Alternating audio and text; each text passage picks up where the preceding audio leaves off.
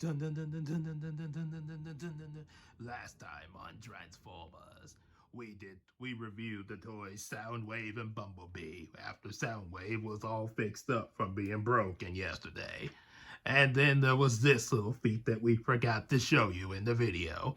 Bumblebee is small enough to fit on Soundwave's shoulder, almost like a parrot. And now, let's move on to what we're going to be doing for this video. another little moment there. So, what we got for today is Stars. Well, for this video, I kind of did this. This video is actually being recorded directly after shooting Soundwave and Bumblebee. So, yeah. Probably have these both uploaded today as well. Once I finish this one. So today, we're looking at Starscream and Wheeljack. Since we did Bumblebee last time, so we're gonna start off with Starscream first. Show off what he's able to do. As you can see, I think this is kind of I think this is supposed to be like a Earthrise or a War on Cybertron Starscream. I'm not completely sure, like what we had with Optimus Primal and Megatron. However, as for G1 standards, you can make the assumption that this is probably what he looked like before they got to Earth, kind of more spaceshipy like, before he became, a Thundercracker plane or,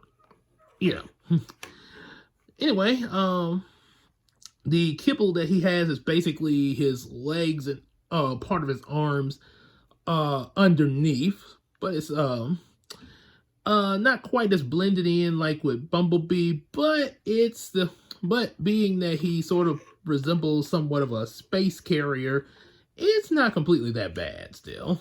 He's got some pretty good wings. From the top, he looks really good. Got his little blasters on the side, After all, he had that. A really long front here. And then, of course, as you can see, his feet in the back sort of have some thrusters in them.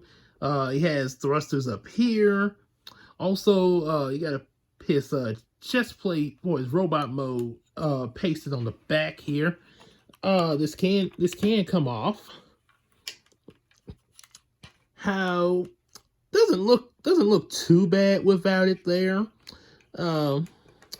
But it probably best if you kept it on in the back, because that's like I say, when you start take any pieces that are having to lay to the side can get lost easily. So yeah, I would recommend keeping it on the back. However, we gotta go on the course, gotta get to transforming them. Gonna move this piece off of the side. That way it can be reattached after he's transformed. So, you're also gonna deattach these little blasters of Starscream. And now we have to separate different parts of them here. First up, get his legs separated that are folded up in there. Deattach the arms from the robot legs. That way the legs can fold on out. And you can get his feet into place. Like so. He still has his thrusters there. And now we're going to get the wings separated like this. And then we're gonna split that. And let's see what we're gonna do after the and the thrusters, of course. Bring that sort of like this. And it attaches back here in the back. Let's see, it can attach. There we go. Okay, so it's kind of reposition that thruster there. Now you're gonna fold this down, and that will allow his robot mode head to come up. And take this little thing off the back of his head here. There we go. That's going to be important in a minute. And let's see, going to turn the legs around so they can be even with his robot mode body. Let's get his arms out here. It's hands, I mean, it's fists, yeah. You get the fist out. And of course, yeah, the arms did extend just there. So yeah, you do get that action. That's what happens when you're doing 2 of these in one day. Yeah. Then let's see, get the position right. Yeah, like so. And same with the other arm. Starting to look a lot like his G1 counterpart there. Which I think that might be. I think this is kind of what he looked like as a spaceship. Fold these into place. This is what this little flap here is important for. Let's see this. Let me get a better look at that. I think it's supposed to. Okay, so what it's supposed to do, it's a little latch on the side supposed to bring this down. And it's supposed to latch into the back like so. Give me one second, ladies and gentlemen. Oh yeah, here it. Okay, I see it now. There we go. As my grandpa said, now we're cooking with oil. Okay, sorry about the off-screen thing. Okay, so it latches into the back like that, and the little flap. There's also a little a latch as well. Kind of can see it a little bit. So it's sort of a double latch action there. Now now pretty much all that's left is to get his wings in position, reposition the wings. The wings can be any way that you want them to be. Of course, we all know that he mostly would have them like this, or if you want to do some crazy poses, you can do that. Sort of like he's hang gliding. I guess sort of makes like something out of tailspin. Starscream. Okay, he can also do that. Don't know what that would be, but I guess you could say like a V in the back or something. Of course, that increases the backpack though, so best thing to do is to come back down like they're supposed to be. And of course, I forgot to put this back on here. Now, we definitely got the Starscream look there. And also the little cannons that were on him in plane mode. We all know that they usually would go up in his arms like that. And, he could do like that. Leave them, Starscream! I'm just saying goodbye to our former enemies. Yeah. And we all know he was all famous for that, wanting to betray Megatron. The Autobots would have lost eons ago if I'd been calling the shots. Starscream, only a few select ever leave. My time will come, Megatron. Never, never prepare to blast off. Now let's pose for the camera.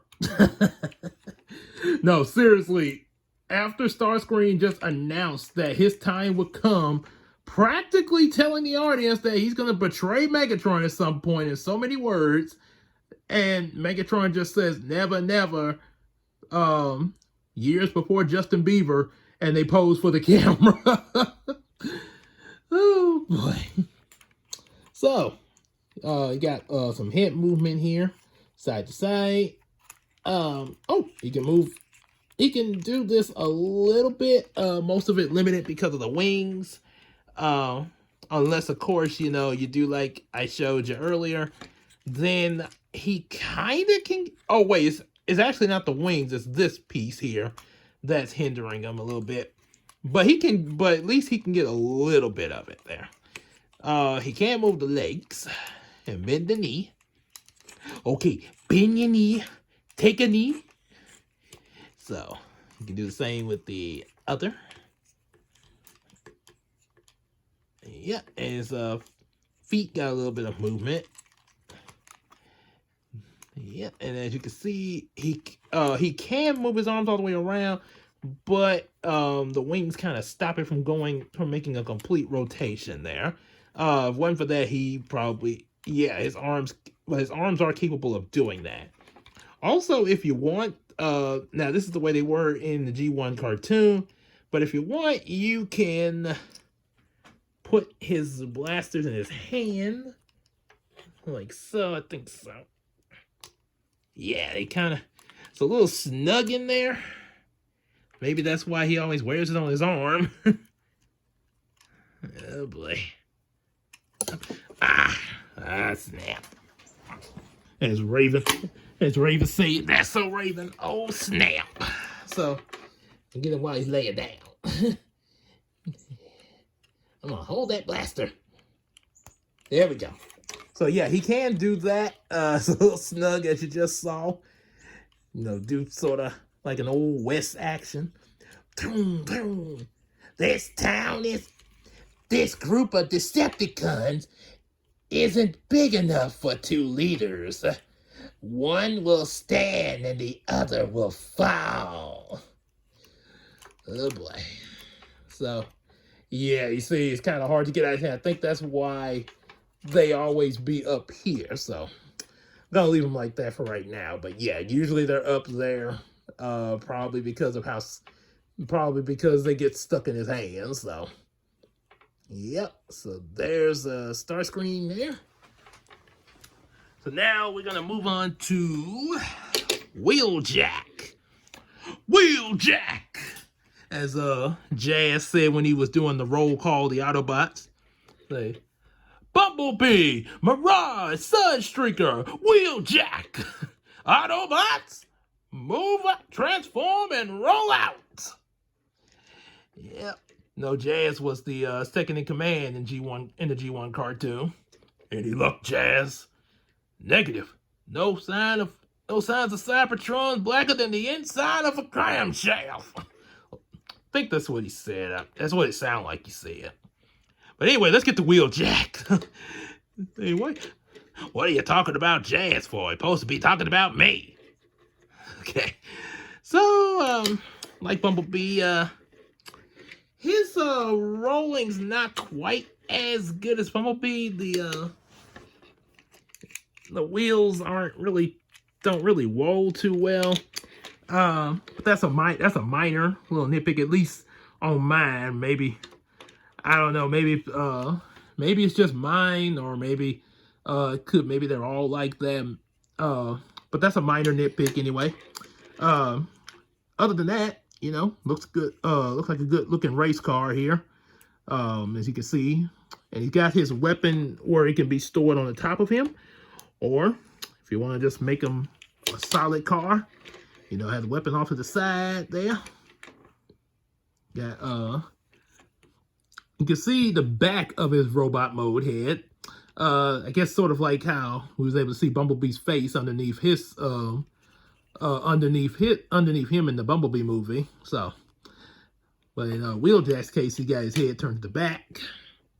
So, let's pretty much it for that. Let's get to transforming him. First of all, so you gotta separate this right here. Oh, here we go. Okay, so I first gotta pop. So I had it kind of snug when I was changing it back into his vehicle mode there. So bear with me. I'm trying to be cautious with this one because I don't want to end up like Soundwave. Lord knows I don't. We're gonna separate that out the way. Okay, get the arms detached first. That might could help a little bit. That's kind of important. Let's see if it'll let me. Well, let's put the other arm. There we go. It's kind of got a little snug in there, like Starscream's blasters.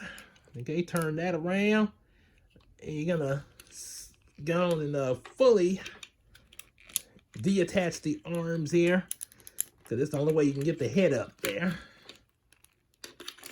Oh boy. Should I, oh boy, I think I may have, I didn't super glue this thing, so I don't, oh my goodness. It's like trying to pull the sword out of the stone here. Hang on a second. Once again, as they say in Cat in the Hat, please hang in there, baby. Yeah.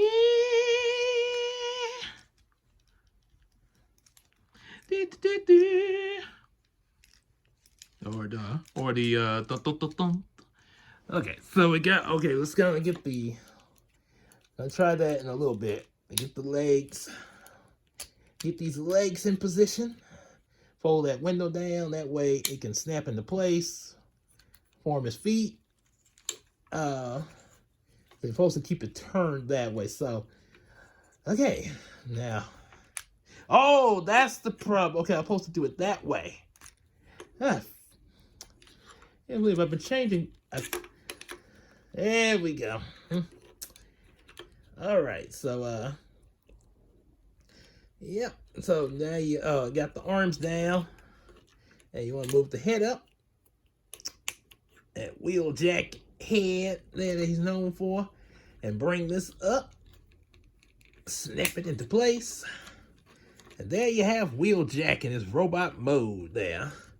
And you might go turn, if you turn these, turn those, he can get the elbow movement.